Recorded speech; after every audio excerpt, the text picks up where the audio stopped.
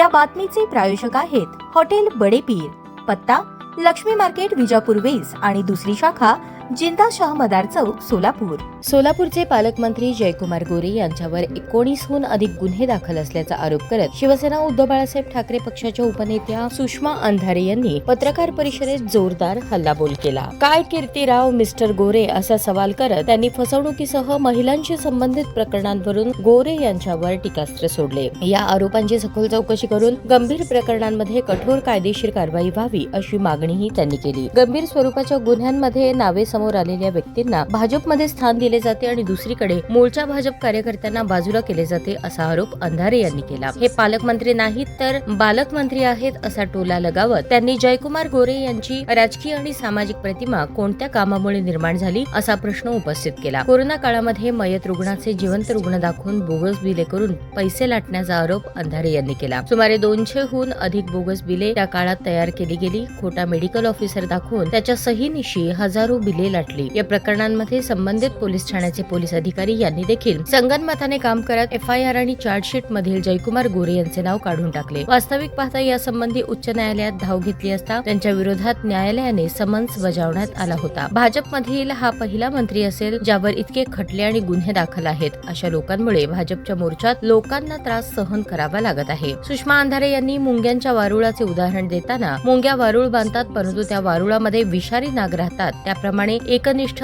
RSS आणि भाजप कार्यकर्त्यांनी बांधलेल्या सरकारमध्ये हे विषारी नाग राहत असल्याचे सांगितले। यासह भाजपचे महामंत्री विजय चौधरी आणि जयकुमार गोरे यांच्याशी संबंधित कथित 10% मागणीच्या प्रकरणाचाही अंधारे यांनी उल्लेख केला। महिला आरक्षण विरोधाच्या अंमलबजावणीसाठी आवश्यक असलेल्या परिसीमनाच्या मुद्द्यावरही अंधारे यांनी सरकारवर निशाणा साधला। दक्षिणेकडील भागातील प्रतिनिधित्व कमी करून उत्तरेकडील भागात वाढ करण्याचा प्रयत्न होत असल्याचा आरोप त्यांनी केला। आंदोलनांना सरकारकडून दिल्या जाणाऱ्या प्रतिसादावरही त्यांनी नाराजी व्यक्त केली। लोकशाही मार्गाने आंदोलन करणाऱ्यांना सन्मानाने आणि सकारात्मक पद्धतीने उत्तर देण्याऐवजी सरकारकडून दडपशाहीची भूमिका घेतली जात असल्याचा आरोप त्यांनी केला। राज्यातील सत्ता संघर्षावर भाष्य करताना अंधारे यांनी सत्ताधारी आघाडीतील अंतर्गत मतभेदांवरही टीका केली। खातेवाटपावरून सत्ताधारी पक्षांमध्ये सुरू असलेल्या कथित रस्सीखेचीचा उल्लेख करत त्यांनी भाजप आणि मित्र पक्षांमधील सत्ता समीकरणांवर प्रश्नचिन्ह उपस्थित केले। एकूणच जयकुमार गोरे यांच्यावरील कथित गुन्हे,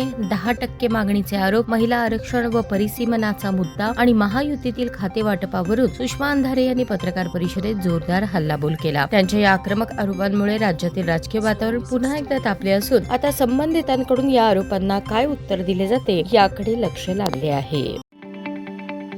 ताज्या बातम्या पाहण्यासाठी प्राईम महाराष्ट्र न्यूज चॅनलला सबस्क्राईब करा।